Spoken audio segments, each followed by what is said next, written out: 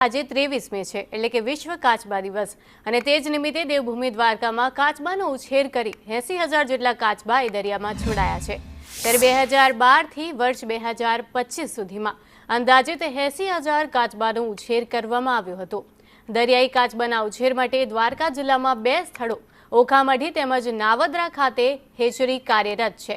આ હેચરી માટે વન વિભાગના વનરક્ષકથી લઈને આરએફઓ સુધીનો સ્ટાફ મેન્ટેનન્સ અને દેખરેખ માટે કાર્યરત છે।